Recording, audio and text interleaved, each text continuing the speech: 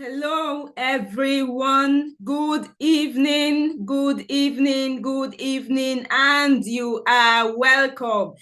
And we are live for day two. We are live for day two. You are all highly welcome. How was day one experience? I hope it was amazing to you, just like it was for me. And let me see, if you were here yesterday, let me see you type present, present, present in the comment section. If you were here yesterday and if you enjoyed the sessions yesterday, let me see you type present, present, present. So while we are doing that, you are all welcome to day two of our 2024 Parenting Summit with the team Interconnected. Wow, you are all highly welcome. This program is proudly put together by Timeless Soul Inc., TSI, and today is day two.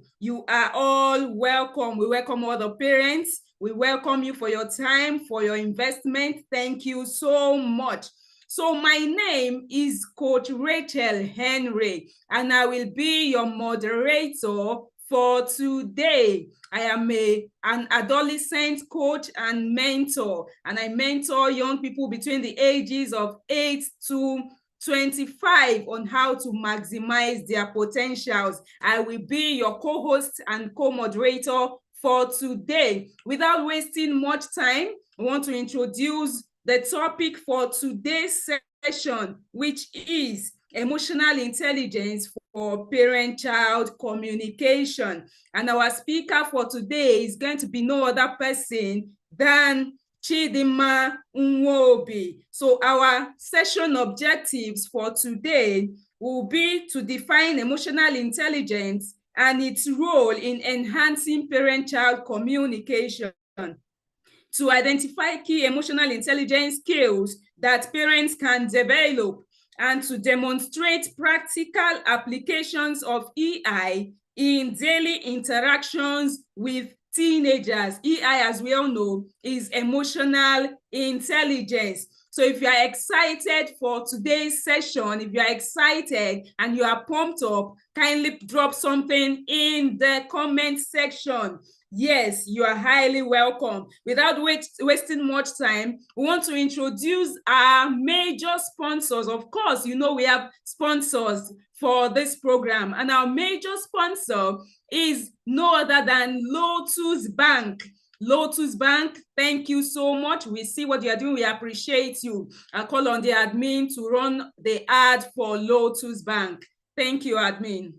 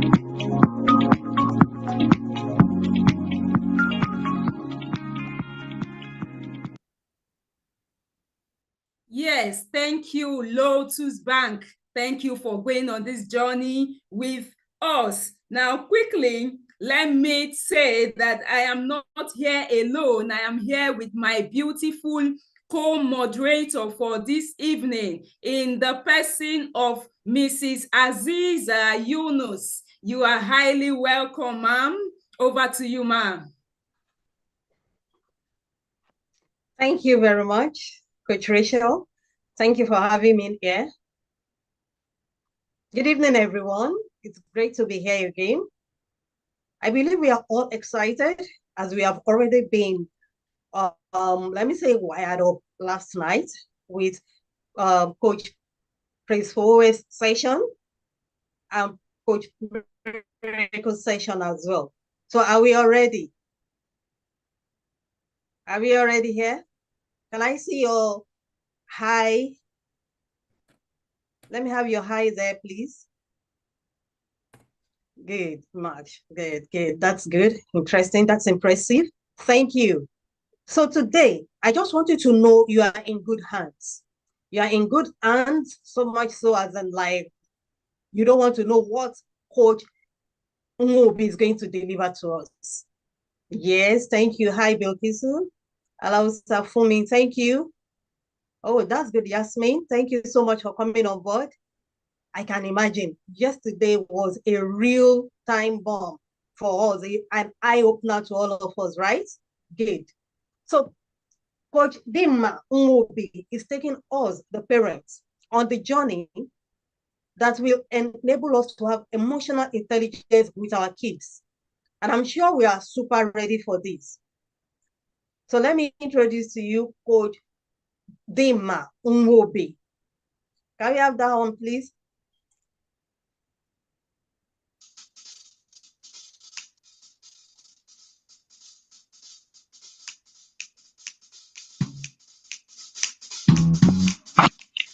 Chidinma Dimma Nwobi, known as the Queen of Happiness and Human Flourishing, is a leading voice in positive psychology and family life coaching in Nigeria. She co-founded the Statue Marriage Right Academy, a family-centric school focused on premarital coaching and marriage mentoring. After an 8-year career in banking, Chidinma transitioned to creating systems that promote human flourishing, resilience, and well-being. She is an applied positive psychology coach, a licensed emotional intelligence assessor, and a master practitioner of neuro-linguistic programming. Chidinma has developed transformative programs such as the Happify Humanity Project, Get Your Power Back Project, and the Intentional Parenting on the Go audio program. As the Director of Studies at the Institute of Family Engineering and Development, she has trained over 800 family life practitioners in family systems engineering. A sought-after speaker and thought leader, Chidinma has presented at the Family Life Coaching Association conference in the USA and has been featured in national media, including Guardian newspaper. She is a member of several professional organizations, including the International Coaching Federation, ICF, and 6 Seconds Emotional Intelligence Network, USA. Chidinma has authored 4 books: Happify Your Life, That Scam Called Happiness, How Stella Wore Shorts to the Beach, and The ABC of Intentional Parenting, co-authored with her husband.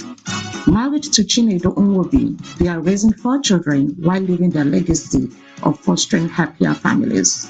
In her free time, Chidinma enjoys playing with her family and building her positivity portfolio through photography, TikTok videos, and dancing.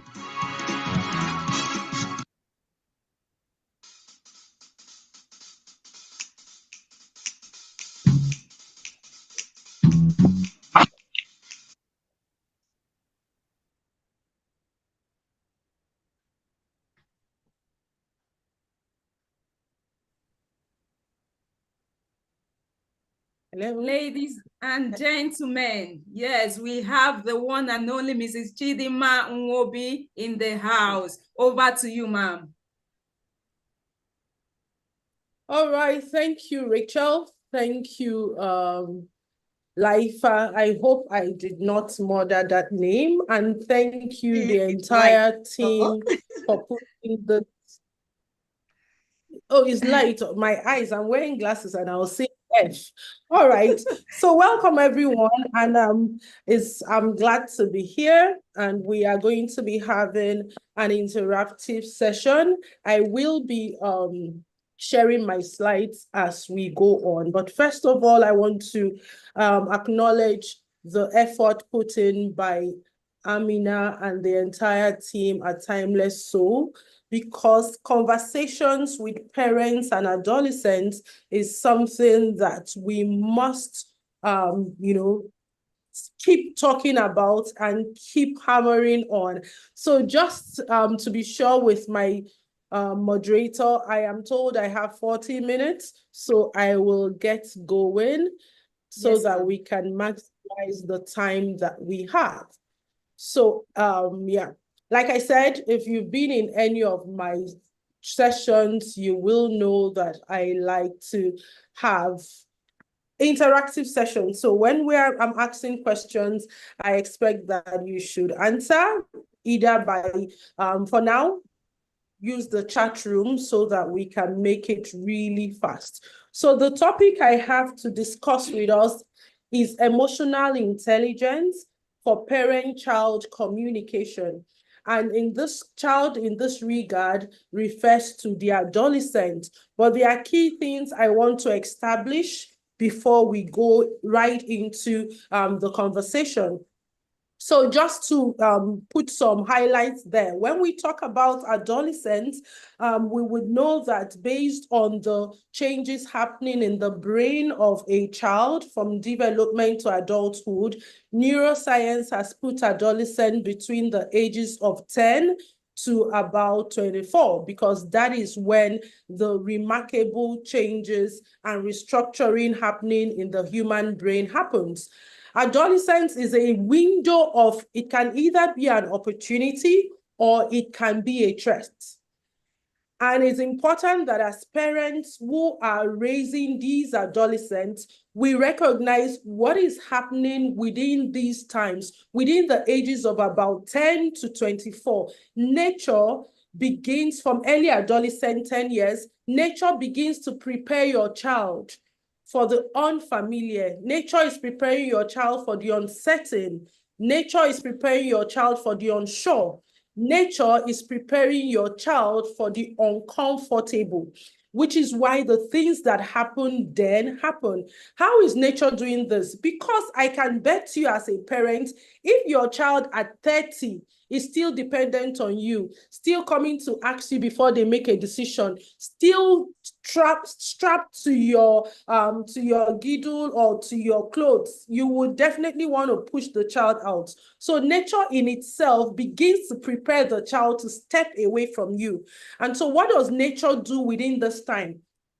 Two remarkable things happen to the brains of our children during these adolescent ages, starting from the early adolescence. And there are two things.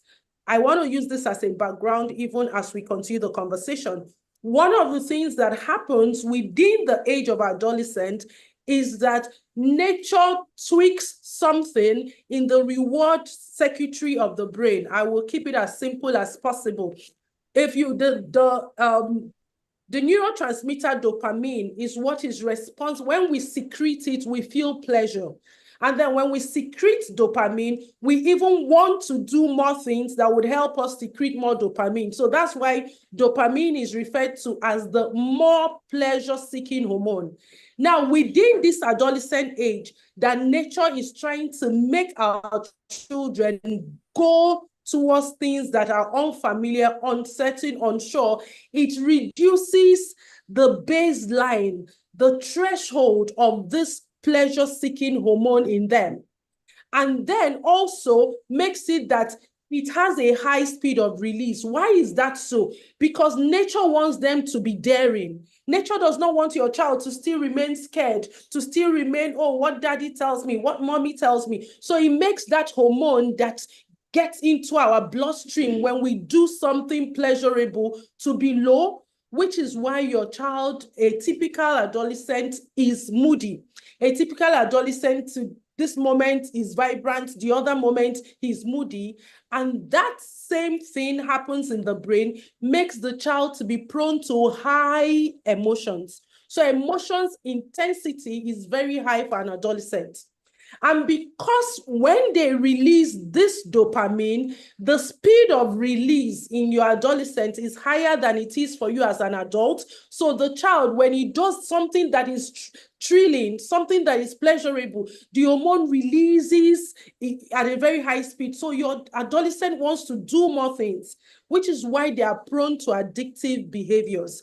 The second thing that nature has done into the brain of your adolescent, which is important that you know in the conversation we're having about emotions, is that our adolescents are hyper-rational.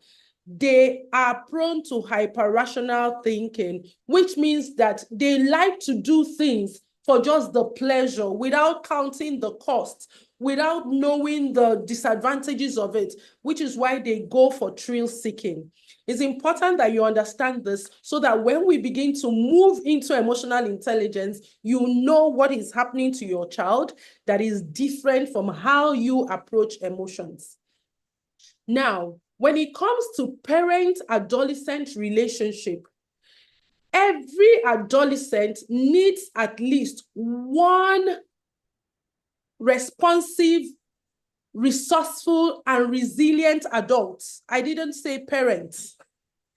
But better still, if that adult is the parent.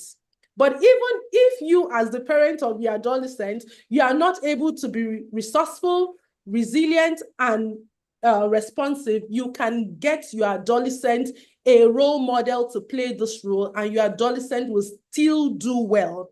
So when it comes to parent-adolescent relationship, you are expected to be a parent who provides a secure home environment for your child, where your child feels seen, where your child feels suited, where your child feels safe and secure. And you will agree with me that for this to happen, you need to communicate.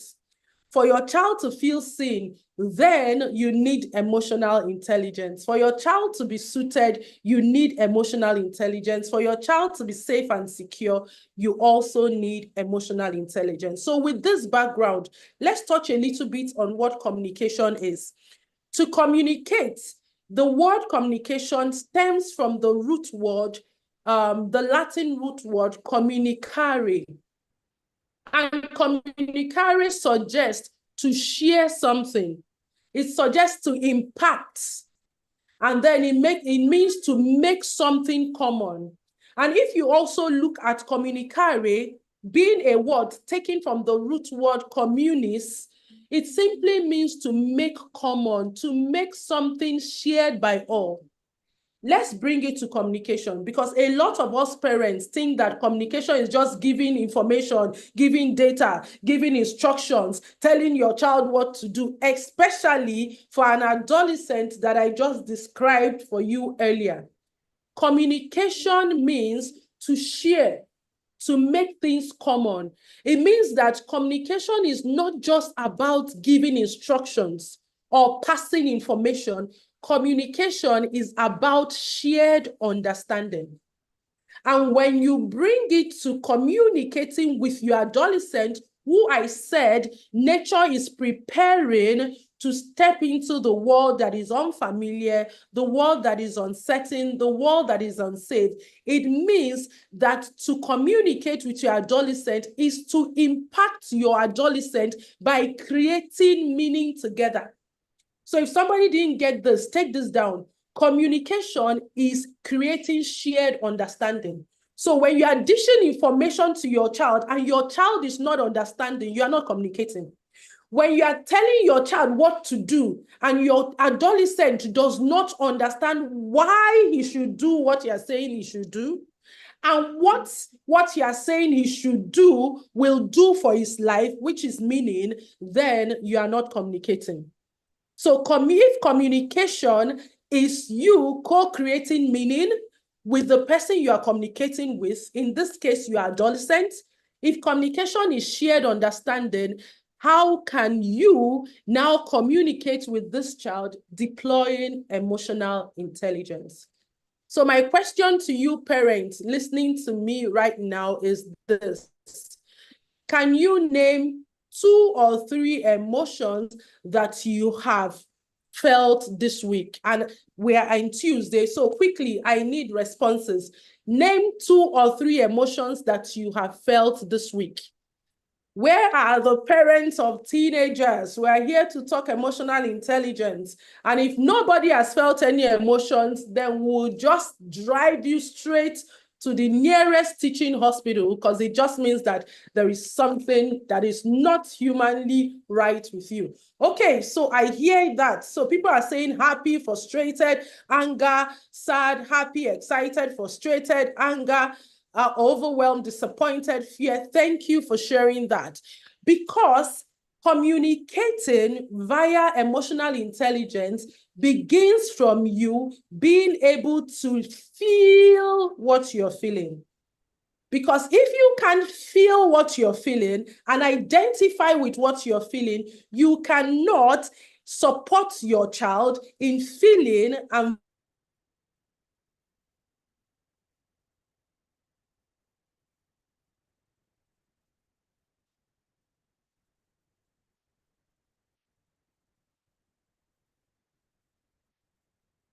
happy, I'm sad, I'm angry, I'm exhausted. Those are the baseline emotions, but there are so many emotions words. And the richer your emotions vocabulary is, the more you can practice emotional intelligence.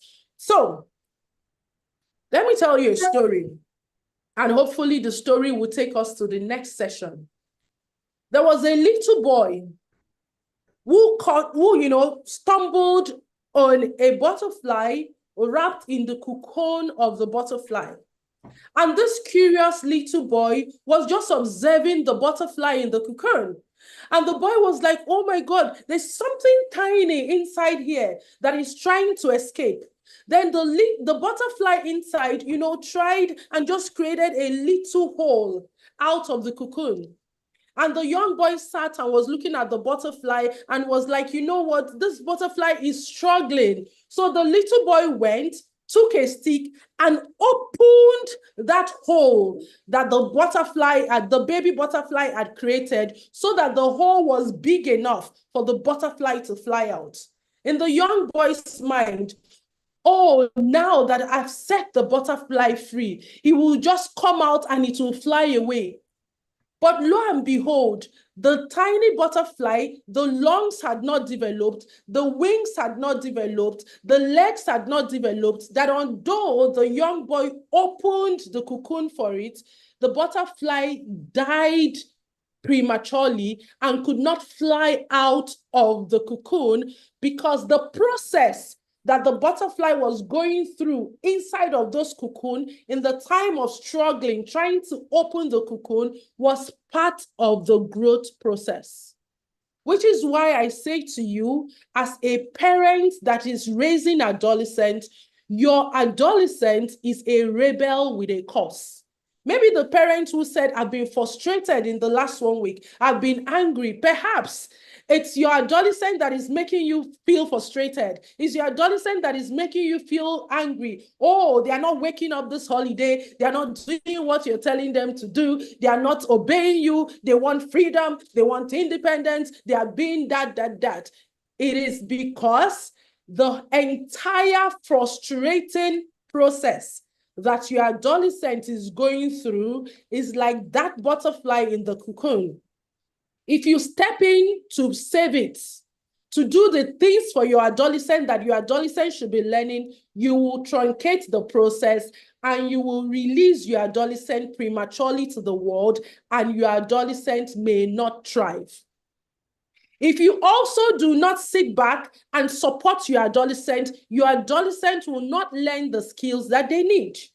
Which is why it is important that if you are a parent raising an adolescent, recognizing that every of the frustrating episodes in their life is part of the grand master plan of God, then you will support your adolescent via emotional intelligence. And I want to announce to you, contrary to maybe what you have seen on Google, contrary to what people may have told you, emotional intelligence is not a soft skill. Because human beings are emotional beings. So if you've ever said to your adolescent, get serious, this is not time to be emotional, this is time to be serious. Hello, your adolescent cannot be serious without his emotions.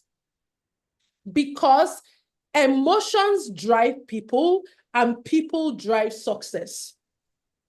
So if you want to be able to communicate with your adolescent, if you want your adolescent to grow to become all that they are designed to be, then emotional intelligence is a non-negotiable skill. So what is emotional intelligence? But before then, how have you as a parent been socialized? When you think about emotions, imagine for a moment that your emotion is your friend. So I'm coming back to the chat room. Somebody said, I felt anger, I felt disappointed, I felt surprised. So maybe let's stay with anger. If you imagine that anger was a friend, what do you think anger could be saying to you? If you imagine frustration to be your friend, what would frustration be saying to you? If you imagine excitement to be your friend, what would it be saying to you? So Rachel said, anger is saying to me to be calming down. Why is anger saying to you to calm down? Because if we want to communicate with our children via emotional intelligence, we must understand that emotions are data. Emotions are neurochemical. Okay, I found this on the web for that. Emotions are data. Check it out. I don't know what Siri is talking about. Emotions are neurochemicals secreted by your brain in the pituitary gland and sent to parts of your body simply to tell you a message. So if you look at the neurobiology of anger, for example, anger is saying to you, hey, something you value is about to be violated or is being violated. Sadness is saying to you, something you love is slipping out of your hands. Anxiety is saying to you, there is imminent danger ahead. If you don't do something, you might end up in a rut. And frustration might be saying to you, if I've not understood something yet, fantastic. So it means that if you have to grow your emotional intelligence to communicate effectively with your children, bearing in mind that communication is shared understanding, you have to quickly change the narrative in your home. And when I say change the narrative, every emotion is useful. I know that we have been socialized to categorize some emotions as positive, some as negative, some as good, some are bad. Every emotion is useful because every emotion is data that is telling you and your child something is happening in you or around you. So the start point of communicating via emotional intelligence with your children is to let them know that every emotion is useful, because there is a message in that emotion for you. And so we'll move on to how can we now tap the message in the emotion. So what is emotional intelligence? And I try to keep it as simple as possible. Emotional intelligence is simply you using your emotions intentionally to make choices that serve you and serve your overall purpose. That if we understand that every emotion is useful and it is data, emotional intelligence then is how do you intentionally use your emotions? How do you intentionally use anger? How do you intentionally use frustration? How do you intentionally use love? How do you intentionally use happiness? Whatever may be the spectrum of emotions, in a way that those emotions will serve you and lead you to your greater purpose. That's what emotional intelligence is in a nutshell. And I'm going to be sharing this model with you because this is the 6 seconds model of emotional intelligence. And as a licensed assessor of emotional intelligence under the 6 seconds network, this is the simplest way I can introduce emotional intelligence to you. And whilst I'm sharing that with you, I will be relating it with communicating with that beautiful soul that is on a journey to becoming an adult, but is on transition.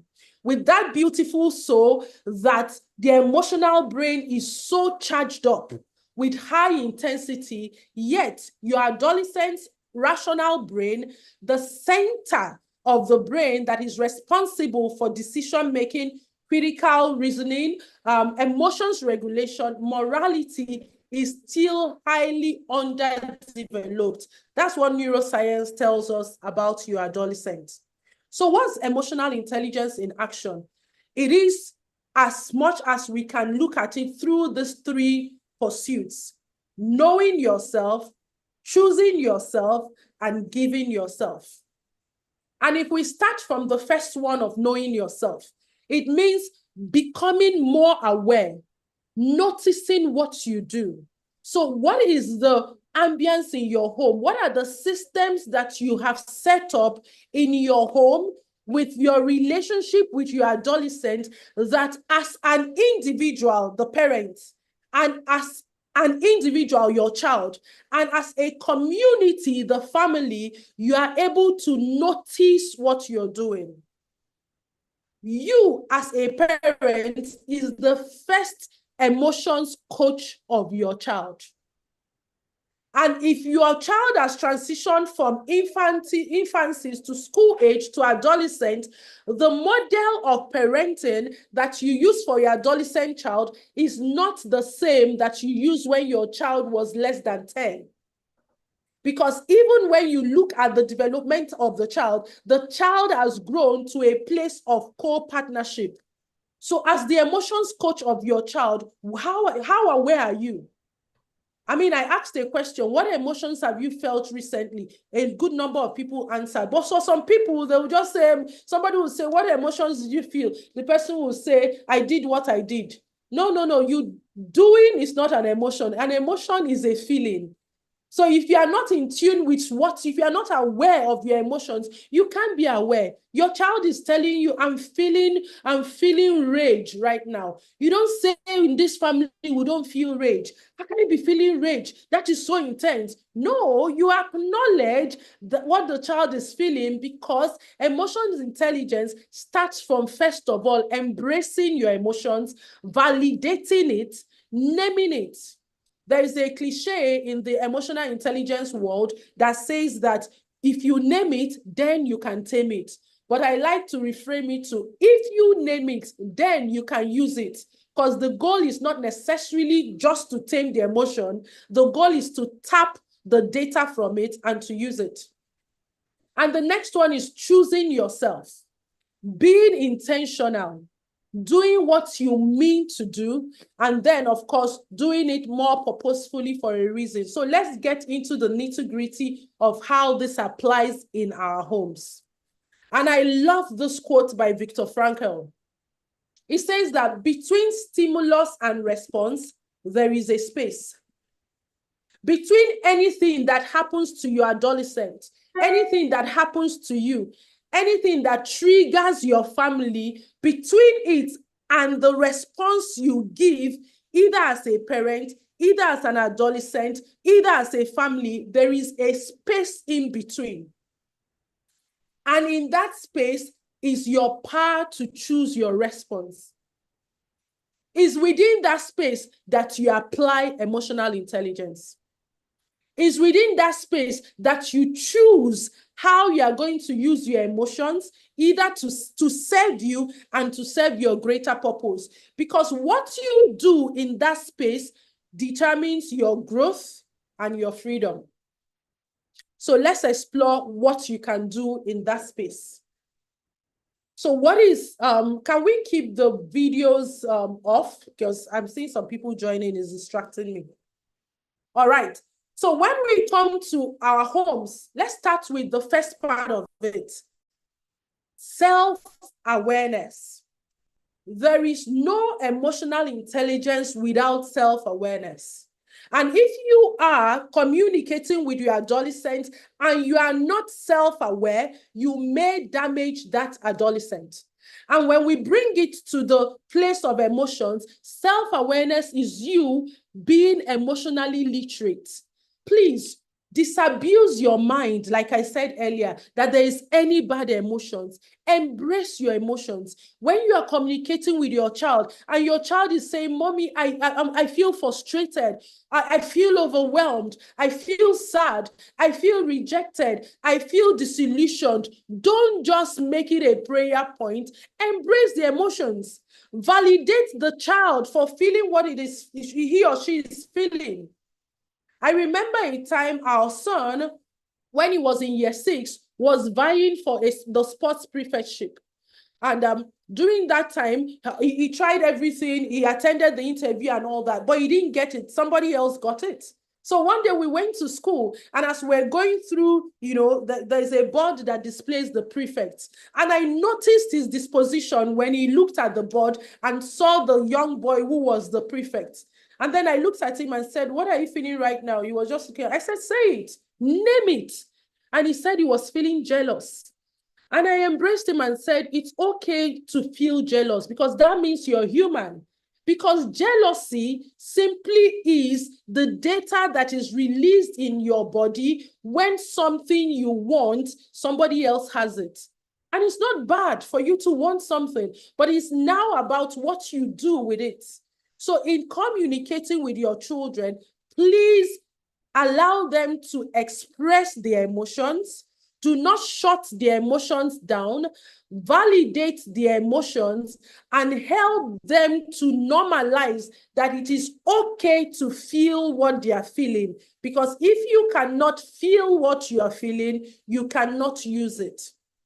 But it's also important that in self-awareness, you help them to recognize their patterns. So what are their patterns? When something happens, how do they feel? And how do you help a child recognize their patterns if you, the parent, you cannot share your patterns with your child?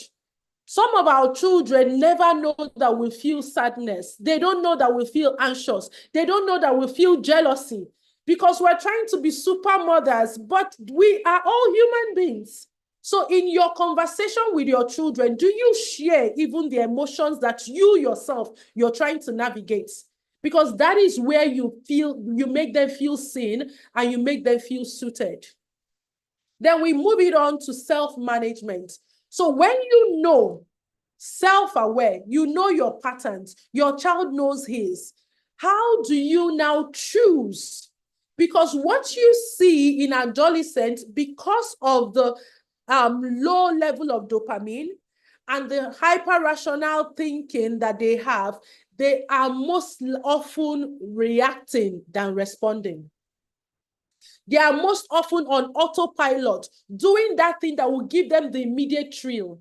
Somebody has an exam tomorrow, but is choosing to party because party is what will give the immediate rush of dopamine. So how do you help that child without making him feel stupid that he wants to party? It's about teaching him the skills of self-management, which is number one, consequential thinking. One of the things that spoils communication with our adolescent is that as parents, we want to tell them what to do. No, if you are parenting an adolescent, you show and not tell. You lead your child to exploring options. And then you help them to apply consequential thinking, being able to count the pros and cons of the situation. So in communication, somebody has an assignment, but he's choosing party. You're not going to say, you're not going to go for that party. You are not responsible. You should be responsible. I'm raising you to be responsible. No, you're going to ask the person, what will be the gains of going for this party without reading in the long run? What will be the benefit you are going to get if you go for this party and you don't read? By the time you help them to apply consequential thinking, because you know that their brain instantly is not thinking consequence, it's just thinking pleasure, it's just thinking the thrills. But you, through your communication, will help them to think consequential thinking. And then when your children are boggled down with emotions, how do you help them navigate the emotions? Because if you as a parent, you are feeling overwhelmed and you don't know what to do about it, how will you help a child? So when it comes to navigating emotions, it's important that you teach your adolescent some things that can help them calm down. Remember, I said, according to Viktor Frankl, what you do in that space between stimulus and response becomes very important. And that is where mindful breathing comes in. That your child is rattled, or you're having an engagement with your child and tempers are rising, you're feeling frustrated and angry, the child is not listening to you, that might be a time to say, can we breathe? Invite your child to breathe. Because when you're breathing, liken it to a car driving that has to apply the brakes to slow down or to step on the accelerator to move fast. So there is a way to breathe when you want to calm down. You ensure that your exhale is twice as much as your inhale. And these are things you can practice even when communicating with your child and you're feeling all worked up. Because trust me, emotional intelligence says to us that the time it takes for the emotions, which are neurotransmitters secreted from our brains to any part of our bodies, is 6 seconds. So that means if you can teach your child what to do intentionally within the 6 seconds of feeling an emotion, your child is most likely going to respond in a way that will be more useful than if they did not do something intentional within that 6 seconds. And one of the things they can do is to breathe. As you're raising an adolescent, you must recognize that the adolescent is trying to become an individual. And so you should not just be communicating, oh, in our family we do this, our family values are that. Your child is an individual. So you must begin in your communication to even begin to recognize what motivates this child. Who is my child? Because if you don't know who your child is growing into, you will be forcing the child to become who he is not, and your conversations with the child will not be effective. Because an adolescent who life is preparing for life outside the family should be able to be intrinsically motivated. Not just motivated because parent is motivating or external factors. So the onus on you as a parent is to realize what does my child like? What does this child find purposeful? What does this child find meaningful? And what is my child really about? So that I can channel my energies to supporting them there so that they may be able to find what is in need for me. Please always remember that if you are working with an adolescent who is growing to adulthood, in your conversation, you must make a case for what is in need for that child. Because if the child cannot connect to what is in need for him, you may not get them to stay motivated. Dale Carnegie, in his book, How to Win Friends and Influence People, say one of the ways to influence people is to present any matter to them in a way that they see what they will benefit from it. Let me not overflog that. Let's move to optimism. So in communicating with your child, are you always spelling doom? Oh, if you don't do this, you will end up broke. You will end up like this. If you don't do this, your life will come crashing. And then you don't know that you are sowing seeds of pessimism in your child. You are dropping layers of despondency even without knowing it. But if you're communicating with emotional intelligence to your child, you must be able to inspire optimism. And I'm not talking about head stuck in the mud optimism. I'm not talking about blind optimism. I'm talking about optimism that is focused, inspiring hope. Your child comes back with a bad result. How do you deal with it in your communication? What is the power? Is the power of yet established in your home? Oh, you're not doing this yet. You want your child to make an A. He has not made an A yet.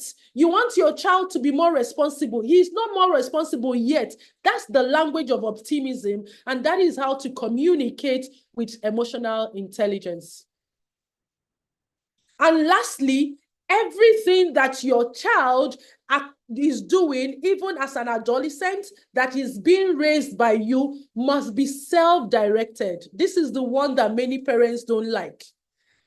As much as your family should have family values that guide you, please do not insist that your child must be an embodiment of your entire values as a person, because your child is not your clone.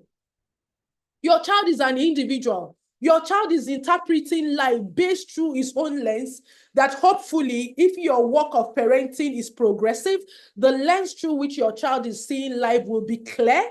But then that does not even mean that your child cannot make mistakes, because we are all imperfect beings in an imperfect world. But in self-directed, that is where empathy comes to play.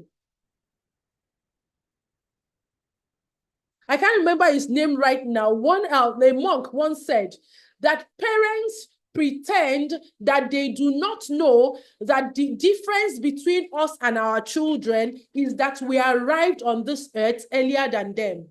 I don't know any parent who has life all figured out. I don't know any parents who does not have some goals you have not yet met.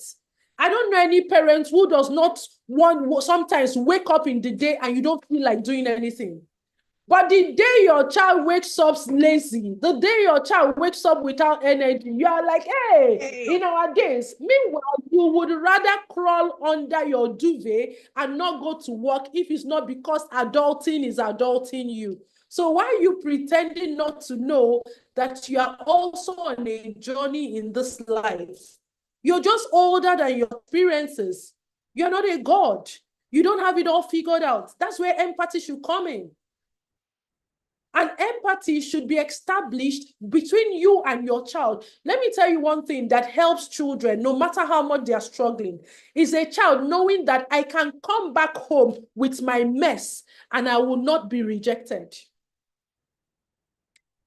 I mean, there was somebody who went to university and the parents thought that the admission worked out, but the young girl getting to school, there were stories, the admission did not work out. She couldn't come back home. She rather sought to commit suicide than come home and tell her parents she was not in school. That questions the level of empathy in that home. So even as you're communicating, even as you're leading your children, you must show empathy. You must recognize that the things going on in their head is challenging. And so you should be available as a resilient partner. When was the last time you held your adolescent child in a close embrace?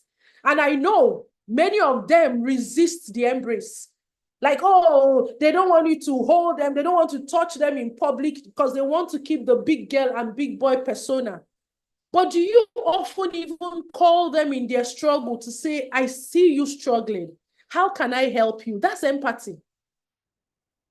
As much as your child is growing, do you know your child's top values? My family is big on, inspiring and educating people that living a happy, fulfilling life is doable. And so because of that, we share pictures, videos, stories of our successes, of our failures and all of that. But one day, one of our daughters said to me, you just share the stories and you record me. You don't even ask me if I want this video to be shown. And then it made me recall that when she said that, when she said that, I'm like, maybe it's time that we articulate the individual values of these children. And that was some years back. And so we took them through a values elicitation process and realized that of that daughter who was saying that, privacy was one of our top values. So even by me living the family dream of inspiring and educating and sharing possibilities and sharing our videos and all that, I was violating our personal value. I could say, hey, your mother is a coach. I'm using this to inspire people to get clients. And this is how I'm paying your school fees, right? Because that's what some of us do. We justify violating the boundaries of our children because we are their parents, because we are feeding them, because we are clothing them. But we had to apologize to her. And if anybody knows me, maybe you will not be seeing that face of my child so often in my videos and pictures, because if I have to share her, I have to ask, are you okay with this? Should I share this? And if she says no, I don't share it, even though I know that might be an inspiring story, but I'm not necessarily interested in inspiring outsiders when I am not inspiring my own daughter. So please, you should be able to help your children articulate their values so that the values can guide them in navigating life. And then what are their noble goals? What is that thing that they want to do as individuals? So when it comes to communicating with your children through emotional intelligence, if we are bringing everything that I've been saying tonight together, because I know that my time is running up and I want to be able to take questions, it is parent-adolescent communication via emotional intelligence. Is you as a parent co-creating shared meaning using your emotions as data. That's what it is, simple. And so emotional intelligence is a way of being. Some people say, oh, you're not emotionally intelligent. And I say emotional intelligence is not a have or have not. It is a skill that can be learned. And if you are parenting adolescents, please do not, if you are still on that table of dishing out instructions, of telling them what to do, you will continue to frustrate yourself and frustrate your child. Because let me tell you, the disparity between the highly developed emotional brain of your adolescent and the ongoing development of the rational brain is already causing emotions in your adolescent's brain to be raging. They're already fighting with this imbalance. You should not be another fight that they have to deal with. You are placed in their life to help them navigate this turbulent season and turn it into an opportunity. And I'm not here to scare you, but research has shown that most mental health issues start from adolescent, which is why I said that adolescent is a window of opportunity or threat. And the way to do it is to go with it with EQ. Embrace emotional intelligence as a way of life. Get smarter with your feelings. Don't dump any feelings. Don't numb any feelings. Don't pretend that you are not sad. Don't pretend that you are not angry. Don't pretend that you are not any of the emotions, negative emotions, and don't pray it away. If you're angry, you are angry. Don't say, God forbid. It is for you to see, because God in himself is the one that made you possible to feel anger, so that you can tap the message from the anger and do something better. So get smart with your feelings. Sit down with your children. Talk about how are you feeling today. So your child is ringing you from school. They are coming back from school, whatever. Please do away with how was your day. That is so 1900 way of checking up on your child. A parent that is emotionally intelligent will ask emotional intelligent questions. What emotions did you feel today? What was the highlight of your day? What are the things you are regretting today? What are the successes? Who did you meet today? What opportunities came your way? That is how to interact. And so as you get smarter with your feelings, you're better embracing your feelings, validating your feelings, validating the feelings of your children, suiting them, being there for them, helping them to navigate their emotions so that they can make decisions and go through life guided by their values. Any child who is above 10 years should have a personal value system. Even if it's not the full range, they should know the 3 top things that make them make the choices they make, so that when they're applying consequential thinking in self-management, they are able to say, will my value stand this? I remember growing up as a child, one of my top values is my spirituality.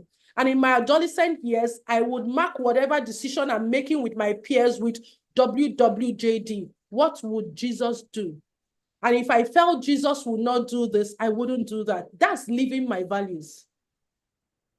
And so for you as a parent today, did I repeat this? Okay. For you as a parent today, your personal reflection would be, with all of these things this gray-haired woman has been yapping, what do I need right now? Is it my self-awareness that is wanting? Am I not in tune with my emotions? Have I been dismissing my emotions? Or is it my self-management that is wanting? Do I apply consequential thinking myself? Or am I somebody that does not even know delayed gratification? And I want that for my child. How am I navigating my emotions? Am I intrinsically motivated? Do I see life from an optimistic point of view? Or is it my self-direction that is missing? Am I not empathetic enough? Do I not even know my values? Do I not have a direction in life? Because you cannot give what you don't have. If you are not self-directed, you can't teach your child self-direction. If you don't know how to manage your emotions and you are always on autopilot, always regretting the reactions you give, you can't teach your child any different. If you are not self-aware, you cannot, at the end of the day, name the 3 top emotions you felt today. How do you teach your child how to be emotionally intelligent? So based on what is coming up for you, what new choices do you need to make? And above all, how would you hold yourself accountable? And I can tell you, one of the simplest, most vulnerable accountability you can do when it comes to communicating with your child via emotional intelligence or anything is to make that adolescent your accountability partner. So that the day I scream, the day I step out of line, the child will be, Mom, that was not emotional intelligence. Such that when you are also telling your child that was not emotionally intelligent, remember, communication is not just the passing of information. It is the co-creating of shared meaning and shared understanding. I think I'm going to stop here, and if time permits us, we'll take some questions. Wow. I don't know about you, but I have been awed.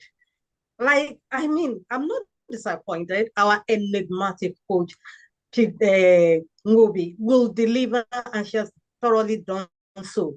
I could see from the charts, everybody's doing, Please, can we just appreciate her? Send in your favorite emojis. I mean, she has really touched everyone's heart here.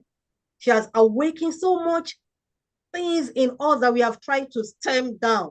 As she said it, don't live in denial. I'm paraphrasing it now. She has tried to tell us, do not live in denial. Thank you, coach. Thank you so much for giving your all to this topic, emotional intelligence. We parents have a lot to do. This is a good transition from yesterday's topic to today's own. And I believe we are all having needs in our mind now to diversify our intentions in parenting. Can I see your thank you up there, please? We need to appreciate her. This is not a joke. This is awesome. A well done job, ma'am. Thank you so much. Thank you, everyone. I can see some questions coming in. Oh, goodness. This is great. Let me tell you, before we even move on, before we go on to your questions, I'm trying to put this together. Number one, we shouldn't forget that our emotions are data. We are collecting it together, and we are going to get to use it at a point in time. That's from Coach Nwobi. Also, our emotions are neurochemical, and they are going to be useful. Every emotion is useful. Either anger, sadness, happiness, excitement, stress, everything. They are all useful. So what matters is how we now make use of them. Please, can I see more of your thank you coming up there? He has done an awesome job. I mean, we can't just let this go. Yes, I can see the wow. Thank you so much, ma. Everyone is so thrilled by today's episode. Yes, thank you all, Super Whole. You and Dave Favorite, thank you. Okay, thank you all. Everyone really appreciates it. So while we are going to take on the questions, we need to also remember that this program has come to life due to the people that have sponsored it. We have the pleasure of having Lotus Bank that has sponsored it. We have Goxi Micro Insurance. we have Erida Space. We have so many people who have come on board to give it all, to make this possible for us. All right. Thank you. Yes, thank you. She has awakened many things. Thank you. That's from Agarawu Oluwakemi. Yes, she did. Yes, she did.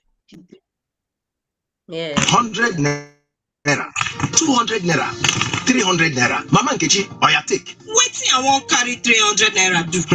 Mama Nkechi, every day me and you go comot house go hustle for market. If anything do us, who go dey our back? So na 300 naira one day our back.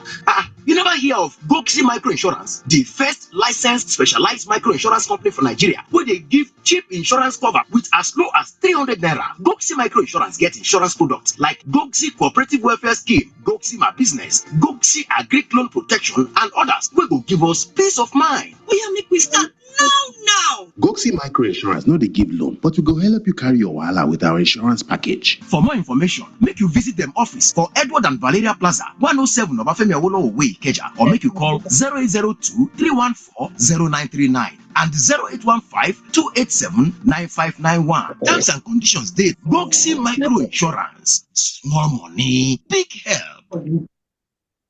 100 naira, 200 naira, 300. Oh,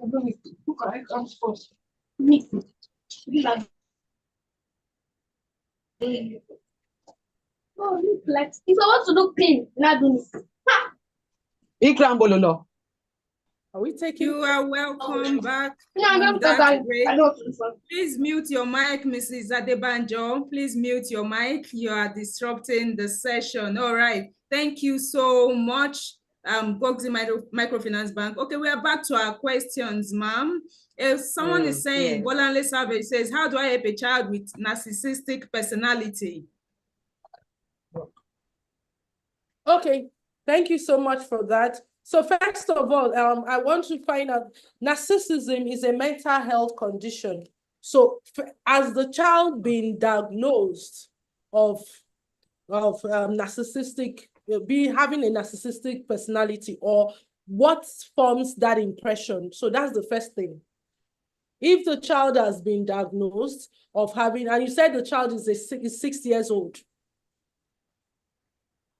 No, it didn't mention the age. Okay, it didn't mention the age. Yes. So first of all, you need to know that a narcissism is a mental health condition, and we shouldn't be throwing around that diagnosis if it has not been diagnosed by a mental health practitioner. That's one.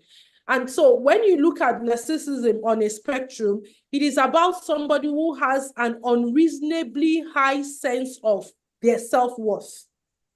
So it means that if you have a child like that, you want to be able to begin to make the child understand shared humanity, because nobody is an island of their own. So if the child already, first, there are many things that we need to check, because I don't know how that child was raised. Because if a child is raised in a home where the child is made to feel superior to others, maybe house helps, maybe people of low income and whatever, it could give the person that sense of exalted personality. So I don't have those information. But no matter what it is, the important thing is beginning to teach the child humanity, that even with their high status, you can't function alone. No big man, no big personality lives alone, because if you are sick, you need human beings to take care of you. If you want to buy food, there's somebody that is going to plant the food and all that. So it's about guiding that child to recognize that we are all humans and inculcate the spirit and the attitude of love in that child. That's what I'm going to say. But if that child has a determined narcissistic behavior, then such a parent may need coaching and therapy. Therapy for the child, coaching that has to take into cognizance the dynamics of the home. Is the child in a two-parent family? Is it a single parenting? Does the child have other siblings? All of these things will form the treatment plan of the child. So it's on a case-by-case basis, but on the whole, it's about reminding the child of shared humanity. Thank you. Now, the next question is, how do I train or help my daughter of 14 years old who is exceptionally quiet and thereby making me worried?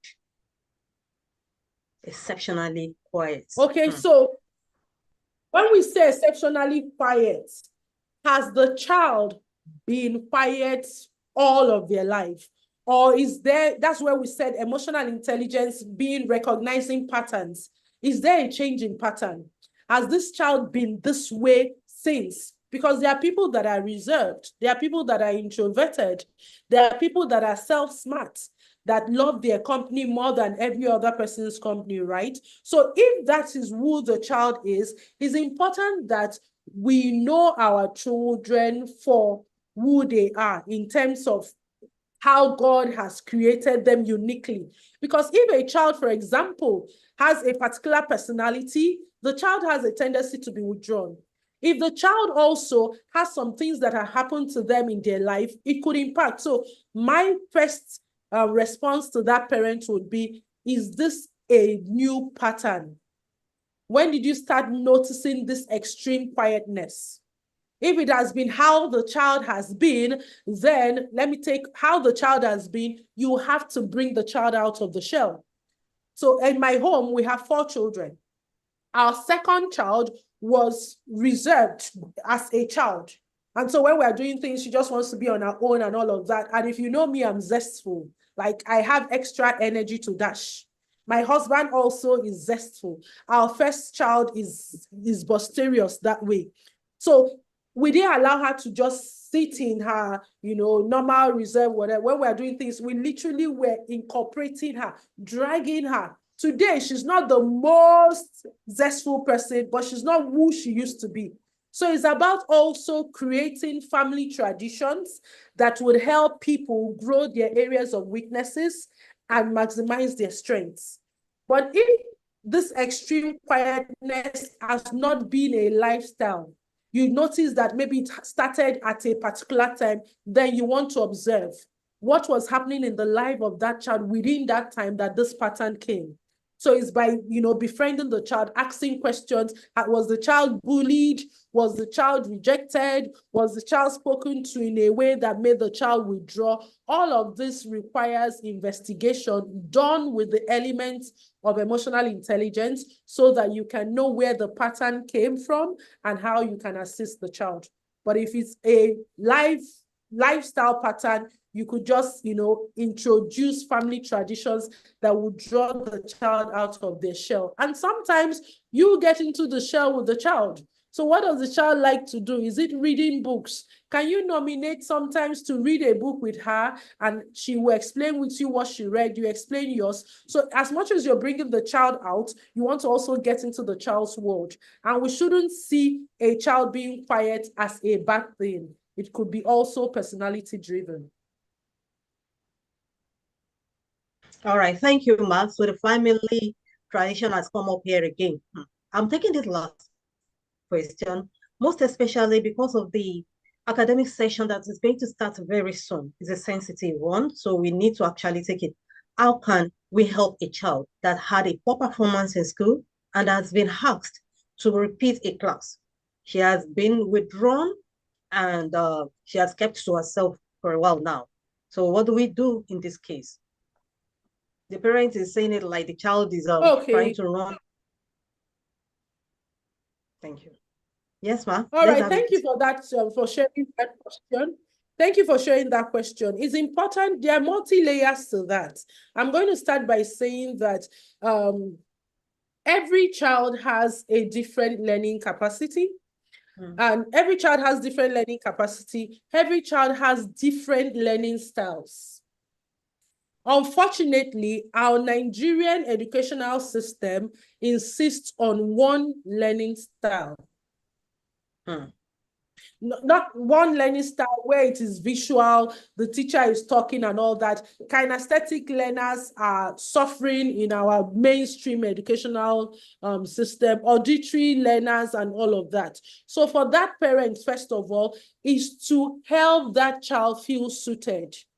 I said that the 3 R's of effective parenting is a parent who is responsive, a parent who is resourceful, and a parent who is resilient.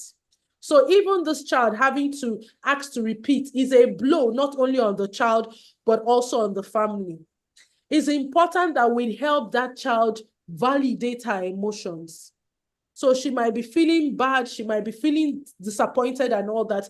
Don't make her feel like a failure because she failed examination. Your child may have failed a subject, may have failed a class. The child is not a failure. That's one. Secondly, I did talk about the power of yet. Again, I would love for this parent to find a way to sit with the organizers of this program, okay, with Amina, if she can do that, because there are certain things I'm going to say here that requires knowing what made that child fail. If, for example, it's a subject that the child didn't do well in, what are the parents doing to help that child reinforce? Remember, peer identification is a key ingredient in adolescence. So if the child is made to repeat, they're already feeling separated from their friends, from their peers, and it's a huge thing.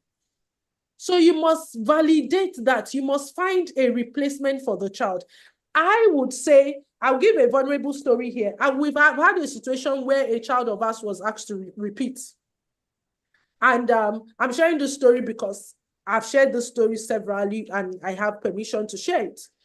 And in her case, it was because she did not meet a cutoff, the cutoff for mathematics, right? So the particular school she was in required that you score a certain mark in maths to be promoted. And she wasn't so good in maths. So she did not get that cutoff and the school asked her to repeat. Now, this was when she was in SS2 going to SS3. And then for her career path, she was choosing a career path that did not require mathematics. So just in that vulnerable state, she was going in for law, right? So we looked at it and said, if she was going to school in Nigeria and she was applying for law, even a D7 in law was good, a D7 in math, she could still go in for law. I'm not going to mention the school, but the school's cutoff mark was 67.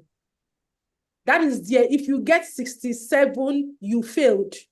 So it's not that the child got a mark that in WAEC would have given her an F. She got a mark in the mathematics that was a D. So you see how we analyzed it and felt she was suffering for the standard of mathematics of the school, not for the standard of the career path she was going to. I don't know if you get my analysis. So because of that, we took her away from the school and enrolled her in another school where she did not have to repeat. So I'm sharing my own story to say the dynamics differ. I don't know if this child wants to go in for engineering, and why the child failed is a physics. You know that a physics is material to engineering. So how you are going to handle it will be different from how we handled this case of mathematics that was not material to law. So for that parent, as much as you're creating the home environment, please talk with a career counselor or talk with Amina Yusuf, because that child would need therapy. Even though we withdrew our daughter from that school and enrolled her in another school, she underwent therapy for 3 months because just that disruption in her life drove her down the depression line. This was a school she had been in all of her years and was already planning with her friends on how to do graduation. And suddenly, a year to graduation, it's like the rug was pulled off her feet. So I might as well say, oh, I'm a therapist, I can work with her. But no, we got her an external therapist and she was still in school, showing up for her therapy for a season of 3 months to help her reintegrate back. So you cannot just say, why did she not pass? No. She needs you more than now. And the way you handle it will either be an opportunity for growth for her or a threat that will mark her self-esteem for the rest of her life. Wow. Thank you so much, Ma. What else can we So say? please contact Indeed, Amina and get therapy for that child. yes. So compassion is essence here when our children are going down in their own emotional states. We need our own backup. We need to be able to be strong and to stabilize them. And then resourcefulness. Wow, that's very key. Responsive and resourcefulness. Please do not forget that, parents. That's what we are going to have for today with our darling enigmatic Dimma movie. Thank you so much, ma'am. So we are going to go on a break. And when we come back, we are going into the workshop with our darling coach Shakira Oluokun. And we are going to go into that session where we are already labeled the African parent. That's thing that makes us labeled as African parents. Thank you. The sponsors, please.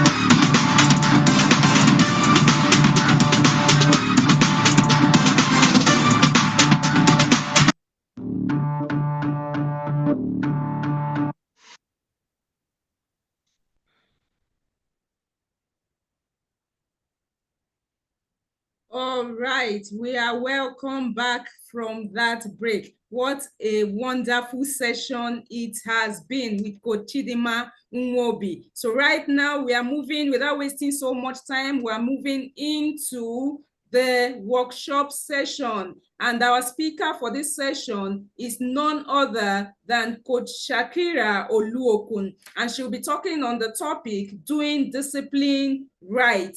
Our session objectives are to understand the principle of positive discipline and its benefits for long-term behavioral change, to provide parents with practical techniques for enforcing discipline without damaging relationships, and to encourage parents to develop a personalized discipline plan that aligns with their family values. All right, so I want to use this opportunity to welcome our able speaker to this session, Coach Shakira Oluokun. You are welcome, ma'am. Thank you very much. Thank you. Good evening, everybody. Good morning, good afternoon, good evening from wherever you're watching us from. Currently, we are around midnight in Nigeria, around 8:49 p.m. Shakira Oluokun is a seasoned. Yes, ma'am. We want the admin to play your bio for us in a minute. Admin, over to you. Book, connect to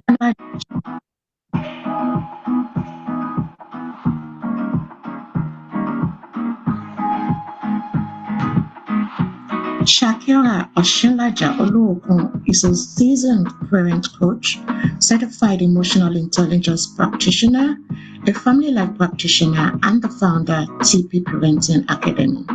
She is also an author of a best-selling book, Connect to Influence, an empowering way to thrive with your child despite everyday challenges.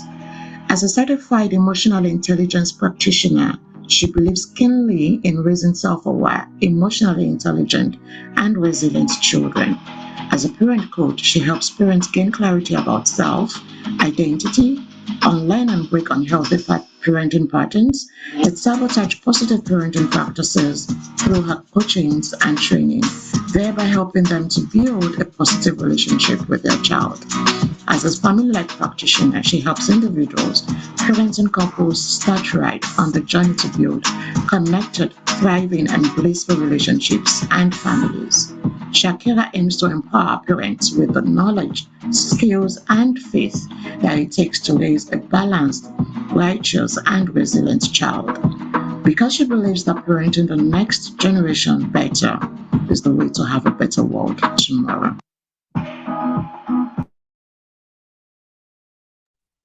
You are welcome, ma. You can take the floor now, ma. Thank you. Thank you very much for that introduction. Thank you. Thank you for the organization of this, Mr. Amina, Coach Amina Yunus, and so everyone who has spoken so far. Since yesterday, I've been having amazing sessions. Like I should not leave yesterday. I have really finished the session with everybody.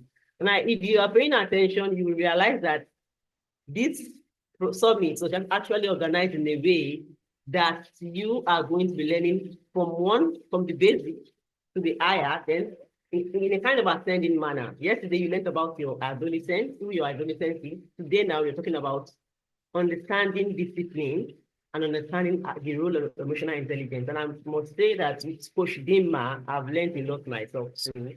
And the take home for me is that we are all emotional beings. And our emotions are actually okay for us to feel.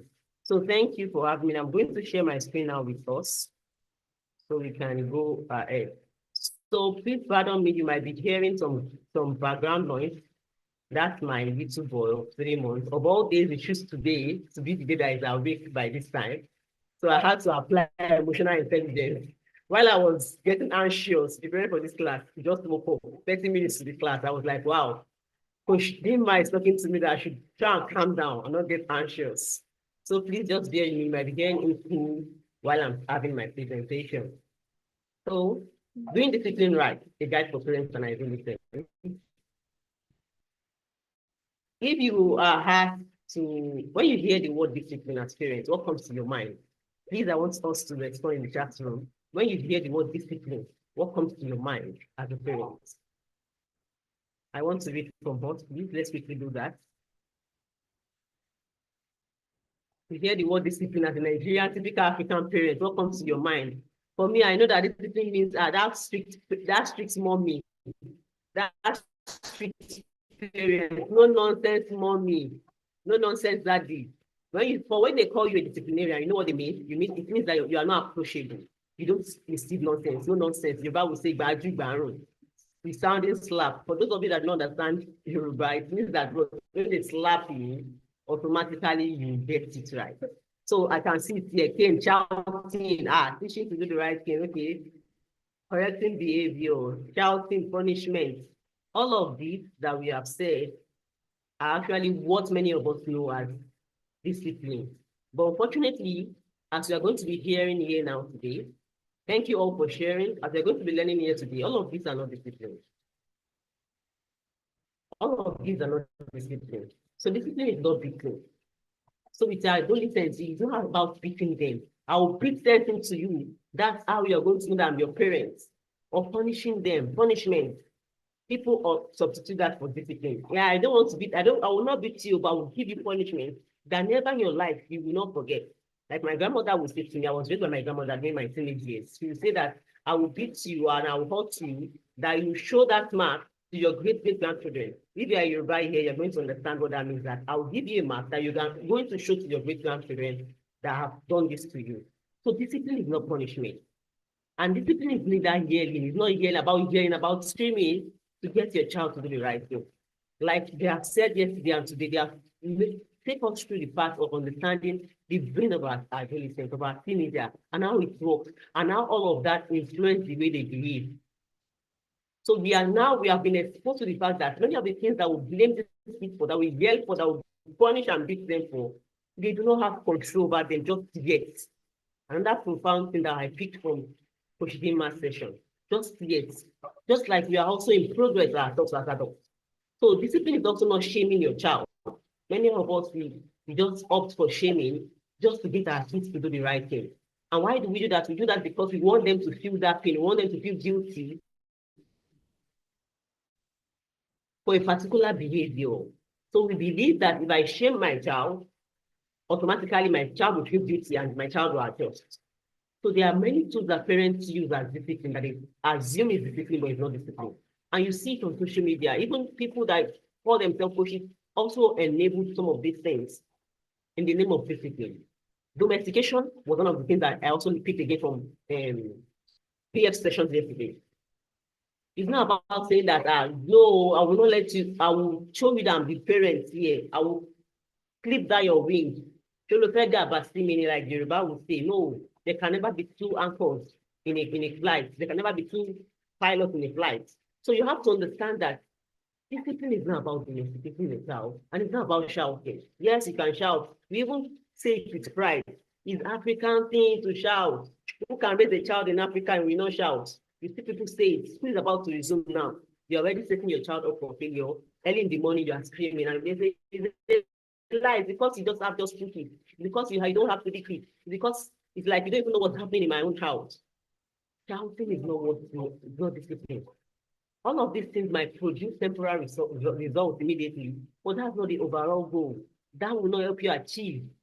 And like you're going to see, come to learn, discipline is aimed at something, and you're going to learn that as we're going in this session. And discipline is also spanking. It's not about spanking your child. We have looked for different words to use just to fulfill our own goals, our own aim in the name of discipline. All of this is not discipline. Does that mean that when we do these things, we are bad parents? No.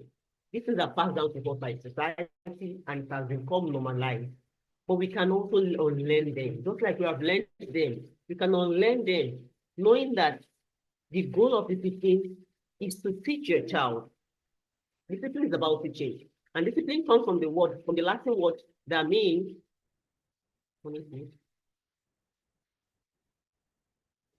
it comes from the Latin word disciplina, which means instruction and training.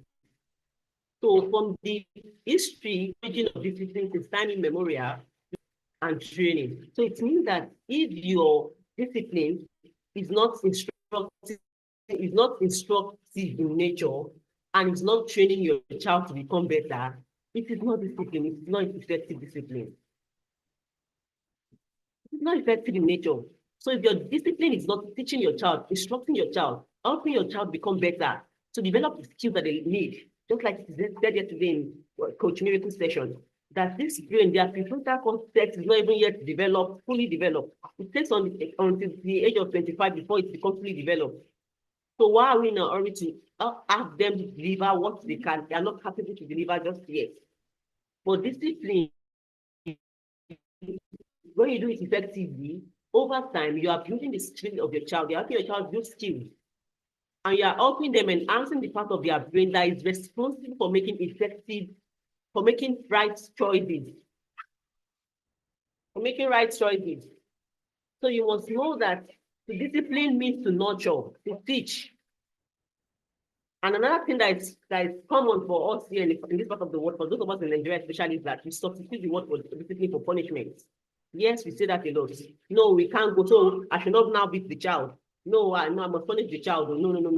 I should not beat the child. Okay, if I not beat the child, I'll punish the child. Because I coach parents a lot, especially those that have kids below the age of 10.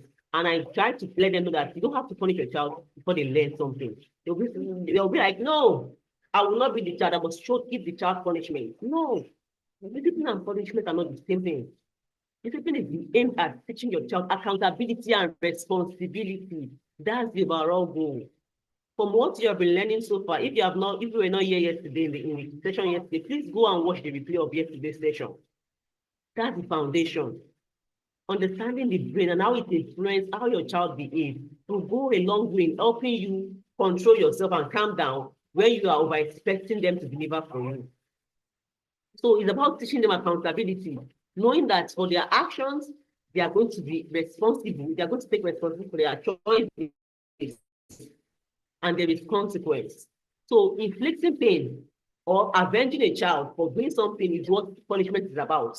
It's about punishing a child for not having a skill, for misbehaving in the first place. While discipline is about helping your child build the skills that they need to do better, punishment is about you hurting that child for lacking that skill in the first place. Because the reason why your child is misbehaving or is not performing the way you expect is because they lack the skills from what we have learned so far about brain science and how their brain works and all of that, and emotional intelligence and all of that. They don't have these things yet. So hurting them for not having them is not fair on the child. It's not fair on the child. So discipline and consequence. So now if you say we should not beat our child, you say we should not yell, you say we should not beat, and you also say we should not scream, you say we should not shout, what are we now going to do as parents? You can use consequence. Although the overall goal of discipline is not to give consequence, that's not the overall goal. The overall goal of discipline is not to give a child consequence, but it can be an effective tool that you can use for your kids, especially when it is logical and related. If it is logical and related, you can use consequences, because consequence also teaches what we call cause and effects. And if you want to do that, you must first ensure that you are well equipped and you are in the right state of mind to do that with your child. If you don't get yourself right, and that's why I like the fact the way this program summit was organized, if you don't get yourself right as a parent, by being emotionally intelligent yourself, you are going to find yourself just punishing your child, or imagining or thinking that, believing that discipline must be on the spot, something that you do as an emergency. It's not an emergency. Sorry, please. Discipline is not an emergency. It's not about emergency. It's about you paying attention to the things that you need to teach your child, to equip them with the skills that they need to do better over time, because it takes time to build skills. And that takes us to logical consequence. What kind of consequence can you use for your child? You have the natural consequence and the logical consequence. The natural consequence, like you would assume, is more about something that is natural. If you throw an egg up, it's going to, and it drops from your hand, it's going to break. That's natural consequence. And it is naturally, it's directly related to the behavior of the child. It's not something you go and coin, like parents will do it. If you don't read your book, then automatically there is no phone for you. I will seize your tab, or I will do this. All those might work, yes, might produce results here and there, but over time, it doesn't equip your child with the intrinsic motivation to do the right thing. And one of the vital things that Coach Dinma mentioned earlier on is that the child must be able to do things themselves, not because you are there, not because they can see you, but because you have equipped them with the skill over time, and they understand the importance. You have communicated with them. They understand what you expect of them. They understand what you mean. They understand the consequence for their actions. So natural consequence is natural and related to the behavior of your child. The next one is logical consequence. Logical consequences are also something that you can use. Just logical, they're logical to you. For example, your teenager has refused to, maybe you have an assignment and you refuse to do the assignment, or rush it through the assignment, and upon looking at the assignment, you find out that the assignment is not well done. It's just gonna have that. Logical consequence is that you ensure that the child go back to the assignment, while also using value elicitation to help them think through their processes.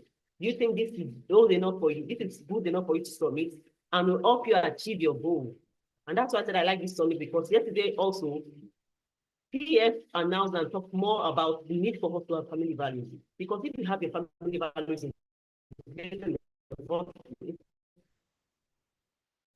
you will not have reason to be correcting your child over something. And if you have to correct them because they are still learning, you are linking it back to the vision, to the values of your family. And they understand that that's what you want to achieve.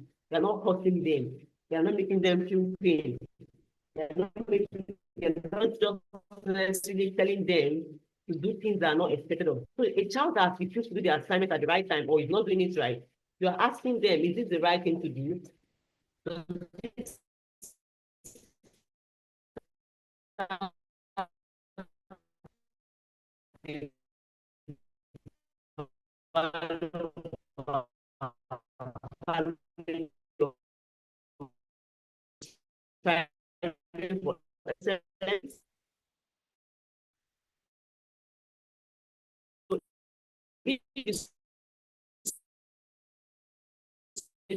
going to get consequences.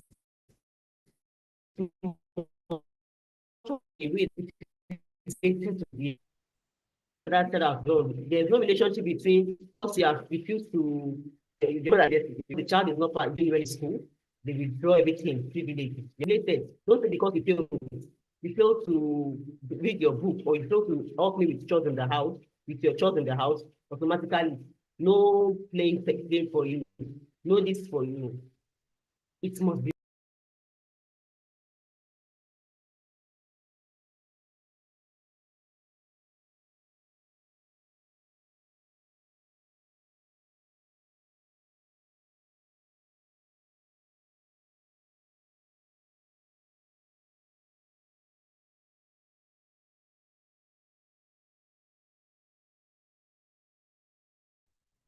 Can you hear me, please? I'm sorry, I think my network is kind of bad. Can you hear me? We can hear you now. The network went off for a bit, but we can hear you now. Thank you very much. So the goal of consequence is that it must be the logical consequence must also be related, it must be respectful. When you are giving it, you're not giving it in a way that lacks empathy. You know how we do, how we do. For those of us that Yoruba, I think you can relate. How the way you do like that's actually right kind of attitude. It's not actually fair because when we do this, like the topic of the previous topic has been addressed, emotional intelligence, you are not making your child think inwardly. And like I shared earlier on again, that the overall goal of discipline is not to give consequence, to empower your child, to equip them with that intrinsic motivation to do the right thing, even when you are not there. So make sure that your consequence is respectful and reasonable. There is no relationship between the court. Imagine that you as an adult, because you failed to arrive early at your friend's birthday, and your friends say because of that, I'm not going to be friends with you again, or I'm not going to give you a gift or something. It must be reasonable and related to the consequence. That's why we all have to sit down and think through the process of our consequences that we give to our kids. Are they related? And then it must include the big deal that I like to have, empathy. Empathy is a big deal because kids who thrive well or do well with consequences are kids who feel connected to you as a parent. So if your child does not feel connected to you, consequence will not work. Even as adults, when we imagine that in your workplace, you come late to office or to the work, and there is a consequence that maybe there will be a low pay or reduction in salary, they are not going to feel really hurt. Although you are going to feel like, my money is being reduced, but because you know that it is an abused rule, this is the norm, you are going to accept it. And you're not going to feel like they are being mean to you. No, they're not being mean because you feel connected to the system. So also, it's the same with our child, our kids, our teenagers. Once there is empathy and they know that it is reasonable, it is respectful, and it is related, they are not going to fight us or see us as being mean. And even if they do, over time, they are going to come to understand. I have a foster son who is going to be 13 years old, and I can tell you that empathy plays a big role in how you teach out consequences. So consequences work best for kids or children who feel connected to you. If your child does not feel connected to you, you're going to struggle to use consequence with them. Because the more you use it, the more they fight back, the more they feel like you're punishing them. And that's why I say empathy is important. For your teenager who, for example, have refused to perform, to read their book, or for whatever reason have refused to do their chores, and you have insisted that the only consequence is that they go back to the chores, and if they do within the time frame, they are going to lose the opportunity of watching maybe a favorite movie during that time. Then if you are giving the consequence of not watching that movie because there is time frame for everything in your house, because you follow things, they are not going to feel hurt. They know it's their responsibility, and that's responsibility and accountability. It's a choice. You are giving them choice to choose. You can choose to do your chores now, wash the plates now, do your chores now, so you can play later in the next few hours. And if you fail to do your chores at the right time, and it's time for play, I'm sorry, you will not have to play because you have to do that chores in that play time. When you implement that over time, even for my 8-year-old, he understands. When you do that over time, they come to understand that it's my responsibility. And that's the goal of a discipline, to raise kids who can think, who can take responsibility for their actions over time. But first, they must be connected to it. So in implementing consequences, we must be proactive as parents.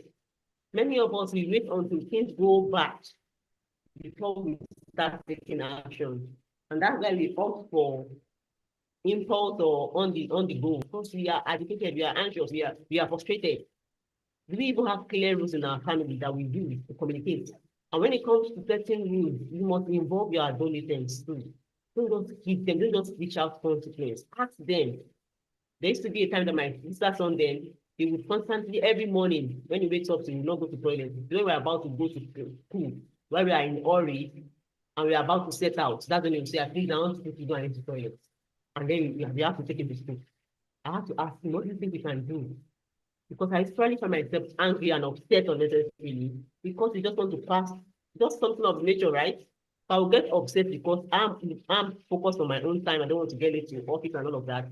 And then it came up with the fact that, okay, mommy, please, can you please remind me that immediately I finish back in the morning, I should go and force myself to food or drink water, a cup of water, so that I will find it easy to use the toilet. And we started doing that, and that was so amazing. Over a week, I stopped complaining again because now he's doing the right thing. And I'm helping him and problem solving with him. So we don't have clear rules in our house. And if we do, we only impose the rules. We don't sit down with our kids to talk, to discuss with them. And when we do that, it helps them see that we are in for them, we are not against them. So be firm and yet open. With your consequence, ensure that you are firm and yet open. Being firm means that what? Consequence, if you agree that it's the consequence of a particular behavior, we are firm to make sure that we give out the consequence. We don't just threaten them. If the consequence is that if you fail to do your job at the right time, then you're going to do it during your playtime. It means you're not going to have playtime. Maybe for playing games, for doing that, because that's the time you're going to use to finish the job. If they understand that you are firm with it, yet you are open. Open in the sense that you are approachable. They can come to you and say, Mommy, I'm sorry, please. Can you please adjust the time? Do I have to do this? You listen to them. Because when you do that and when you listen to them, it gives them that sense of, I belong here, that sense of belonging. They don't feel like they're just they're just reaching out value to them, rules to them time and again. So it's important that we are firm, but yet we are open when it comes to giving out consequences for our kids. What are the things that get in the way of consequence? I wish consequence was that easy to implement, right? It would have been easy for everyone to not have any challenge with their child. But it's not easy, even for us that we are coaching sometimes. We all struggle. We are all humans, right? The things that get in the way, one of them is anger. We get angry easily. We get upset. And that anger is something I believe that we learned from our own parents. It's something of generational in nature. Because if some of your parents get angry at you, they were upset automatically. The only way they express that displeasure is by being angry at you, getting angry and yelling and screaming. So you automatically, because there's what we call neuron, that your brain mirrors over time, just by experiencing and witnessing a way of responding, your brain will automatically teach you how to do the same to yourself. So because you have seen somebody do that thing over and again, that's the way you are also going to see, assume to be normal way of doing things. So anger gets in the way of effective use of consequence. Another thing that we also find guilty of, we are found guilty of doing is stonewalling our teenagers. We stonewall them, and that's another word for silent treatment. We find it so much. If you are a typical Yoruba parent, you understand what silent treatment means, right? You have offended your parents and they are here, they are ignoring you. They're not giving you the emotional attention. They're not talking to you. They just ignore you. And what are they doing? That they believe that automatically, when I ignore you, you will get tired of yourself. My mommy will even tell them, the match fearless, RMA swear that is, I will leave you or abandon you. You get tired of yourself. So why is not effective? Because this will also lead to the fact, it makes your child believe that they need to be the one to fix your relationship, the relationship with you. And your child does not need to fix the relationship with you. You are the one that you are supposed to guide them. And this sense of stonewalling over time, when you keep repeating it, your child comes to internalize the fact that they are the ones that need to fix all their relationships. So even when they get into the relationship, friendship relationship, and the other person is the one hurting them, they are going to believe that something is wrong. They are responsible and they are supposed to be the one to fix that relationship. Marital relationship, they carry over again to that relationship. So they carry it over into that relationship.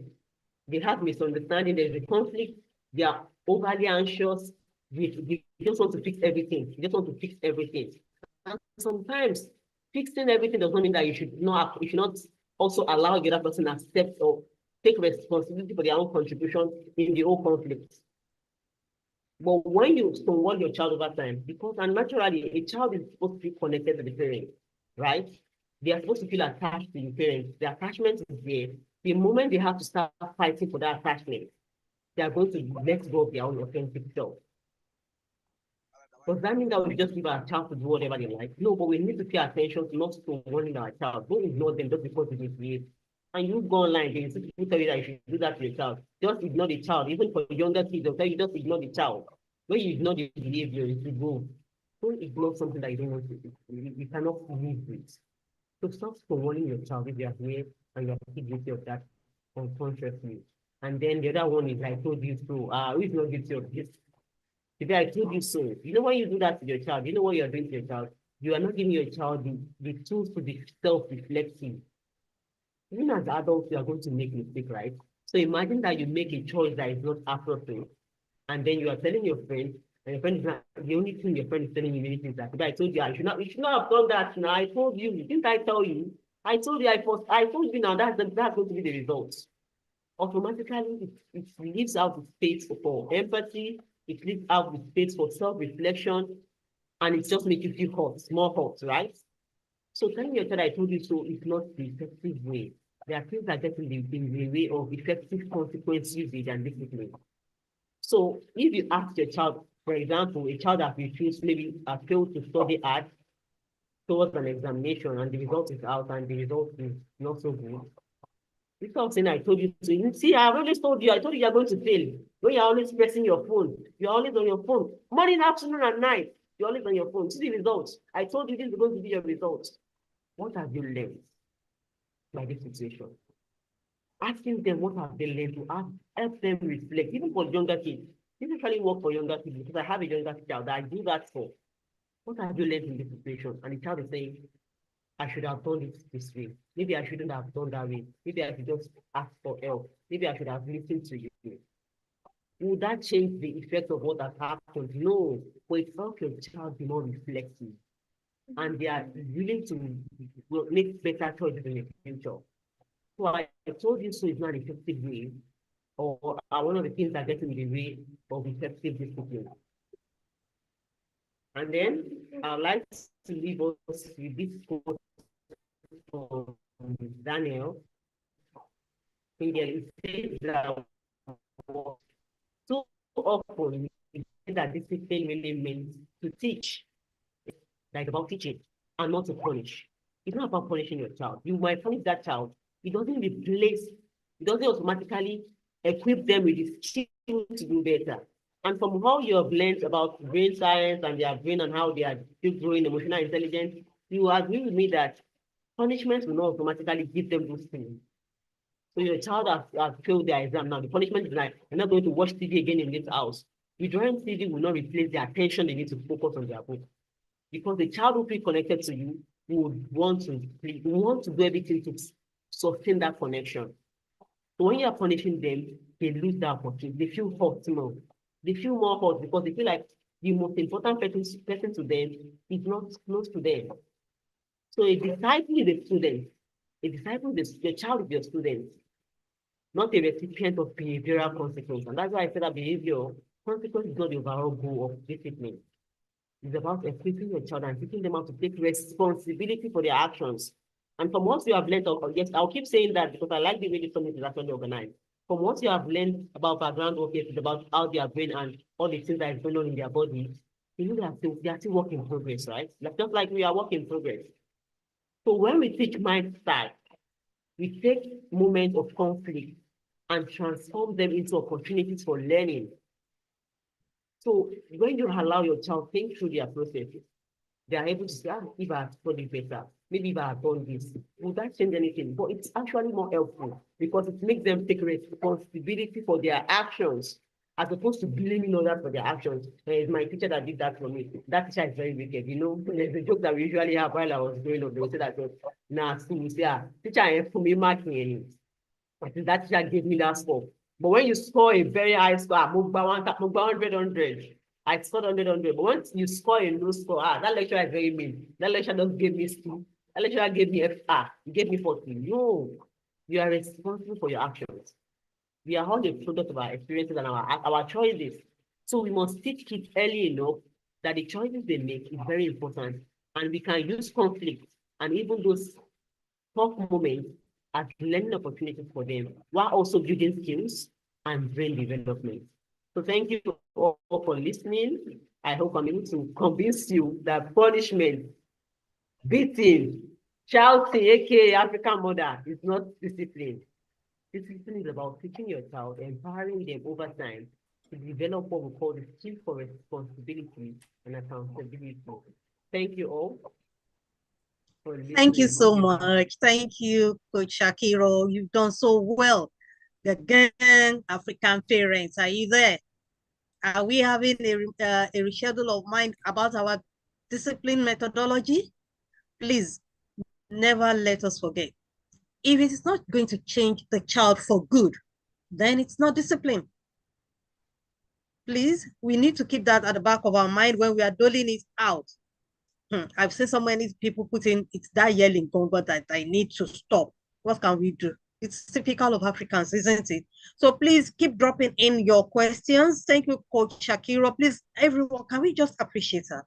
She did give us details of things that we have always been doing, and it's in the subconscious of our mind, in our attitude, that we thought that we are disciplining the child, but it's actually, we are doling out punishments.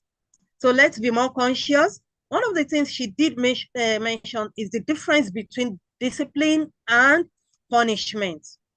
We know we are intentionally trying to avenge the action of that child when we are punishing. Whereas for discipline, we are going to nurture and then hold the child responsible, accountable for whatever he or she has done. So we need to appreciate her for bringing to light what we have here. Now, I have a question here ready. What do you do to a child who tries to neglect his chores? He can play later, but he can spend 6 to 8 hours on that chore. Some children would take so long in completing their task, but if it's way to play, we didn't know how many days they are in for it. So what do we do to such a child? Because it can be frustrating. Okay, thank you for that. So for kids, I believe kids are in different sports.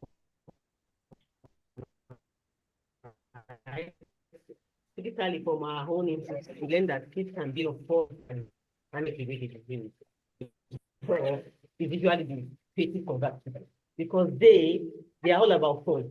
So while your child is doing that chore, washing that plate, he's already singing. He's even gesticulating about the cartoon that he has seen before, because I have one in my own house. He's already gesticulating about the cartoon that you have seen. It's repeating what was said in that cartoon, acting it out. He's also the one that is in the room. You have to arrange the bed, but you did not tell him what it means to do. Just spread the bed sheet on the bed and just leave it, and it's not well arranged. So sometimes you have to understand the child you're raising. Who is that child? What kind of personality is that child's personality? Once you understand the personality of the child, it makes it easier for you to tailor your discipline to the personality of that child. Because in all honesty, you cannot discipline an intimidating human the same way you discipline a creative combative, because they all have their own area of concern. But creative combative is more about not feeling detached from you. It's not about not feeling detached from you. So sorry. Okay. It's not about not feeling detached. Okay, no. While the intimidating homer doesn't care, you might insult that one, and that one doesn't even care. You see all I'm going, doesn't care about anything. So I'm assuming that you actually need to study your child to be sure of the personality, and there are tests that you can take with the institute, Sam, you can reach out to Coach Amina to help you with test assessment that you can take for your teenager to be sure of the personality, and they will tailor a personalized activity or tools for you that you can use to help them do better. All right, thank you. Second one coming up is, what strategies can I use to discipline my 14-year-old son when he misbehaves or bullies his younger siblings? He often interrupts me before I can finish talking, and I want to teach him to listen and take responsibility for his action. Did you get that? 14-year-old, yes, I do. For the 14-year-old who does that, I want to believe that perhaps he bullies, misbehaves and bullies his younger siblings. If he bullies them, I don't want to assume that you are the one that modeled that to the child, but I want to believe that the child has seen somebody do that in the environment. So perhaps somebody has also bullied him, and the person is older, because kids do what we do, right? They see us do these things and they want to practicalize them. So perhaps somebody in the school system or at home or anywhere that the child have been to at one point or the other in his life, have done that to him and have gone scot-free, and nobody talks about it. So imagine that the 14-year-old was bullied by somebody other than him, and there was an adult that stood for him in that instance. Perhaps he would not be repeating the same for the child. But overall, if he's doing that in younger siblings, you have to keep repeating to him that that's not allowed there, and repeating your family values to the child. And also paying attention to the way you yourself you are treating the child. Sometimes we forget to evaluate ourselves. We sometimes are also bullied as parents, but we don't want to acknowledge we don't call ourselves bullied, we call ourselves parents. But the way we discipline our kids is a kind of bullying in a bully-like manner. So please pay attention to the way you also model that to the child and the way you correct him. You might need to call him when we'll talk to him about that, while also putting up your own family values. Put up your family values. That way, when your child misbehaves, you call their attention to it back. This is not what we do. These are values. You don't do like this in restaurants. While also not just saying that, because it's not enough to say, but what do the kids still doing? So on the aspect of interrupting when you are talking, you also have to let him understand that that is not allowed. So I want to assume again, I don't want to even assume it in totality. Like, to be counted out, this might be an intimidating format, because they are the one that once they believe that this is what they want to say, it. And you might need to tame them to understand that no, you don't do that to an adult, but how do you do it? So overall, you might need to have an assessment with your child to be sure of their personality, because you can't just give you blanket answers there. You have to look at your child individually to understand how your family dynamics in whole also affects your child. Because at the end of the day, it's about what is your dream that they are going to do through. Yes, I understand that sometimes you don't do something that your child just picks up, but overall, at the end of the day, it's about how we are able to support them through the process. I hope that helps you. Thank you so much, Coach Shakiro. That was wonderful. So please, we have to keep paying more attention to our children, define who they are, so that we can utilize correct disciplinary method in dealing with them. All right. And then one of the goals of discipline is to teach or to nurture. So this should always be at the back of our mind when we are handling any issues with the children. Thank you so much, Coach Shakiro. Can we all please give it to her? She has done a wonderful one here. Thank you so much. Let me see if I have any more questions coming up. All right. Please do not forget to join our YouTube channel on Timeless Inc. Thank you so much. It's there on the screen. All right. There's one more, please. Please, how do I engage my 9-year-old? Engage him in what? Let me have that. He said to solve maths more calmly. Okay. Okay. To solve maths more calmly. Yes. He's always anxious, or in the course of being anxious, he doesn't get the answer right. See, personality is a big deal when it comes to your child. Once you understand personality and how it influences human behavior, how we behave and how we process and interpret the situation, we are going to struggle less with your child. We are going to struggle less with your child. So if this child is created conservatively, the way they are going to be doing things is going to not be the organized way. It's not going to be the organized way. So please reach out to Coach Amina for assessment. I need to do my coming please. Just reach out to Coach Amina. I also said a question that I struggle with the difference between logical and natural consequence. Natural consequence is more of a consequence that is naturally related to the behavior. For example, you touch something, you touch an egg, the egg will fall down. You touch hot stove, the stove will burn you, right?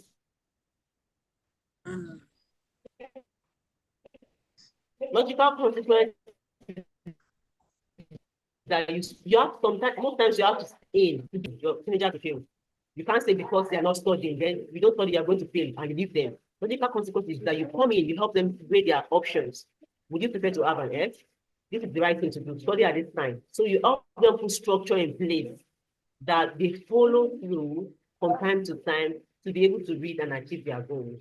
So logical is more of you coming in, they are something that you come up with, but they are usually related to the behavior of the child. While natural is naturally related to the behavior. Once you touch hot stove, it hurts you and stuff like that. I hope that helps you. Thank you very much for listening. I have to leave now. Thank you so much. Thank you. Thank you, Ma. Thank you so much. So like we always do, this program has come to place for us today with the help of our sponsors at Lotus Bank, Goxi Microfinance, Table Africa, we have GPS. We are so grateful to all our sponsors. And thank you, our dear parents. Thank you for sparing our time, your time to join us and to diversify in parenting. This is the time to do it. It is never too late. And we are so grateful to you for coming up, spending this much time with us. Do remember, tomorrow is another day. We are starting out with our things, our preteens and our things program that will be bringing to your notice soon. Then the parents won't always come up at night. Do stay tuned. Thank you. Thank you so much, everyone. Thank you for your time. So someone said the YouTube channel is not working. Kindly search for Timeless Soul Inc. on YouTube. You will get that channel. Thank you. And in the comment section, you can see that on Friday, there's a question and answer session coming up. Kindly join that WhatsApp group to participate and ask all your questions. We couldn't take so much questions today because our time is fast spent. So join us tomorrow for another exciting session, and we hope to see you then. Thank you. And don't forget, the most important part of learning is implementation. So go ahead and start implementing today, and we will see you tomorrow. Thank you and have an amazing night. Good night from here. Thank you. Good night. Thank you all. Thank you.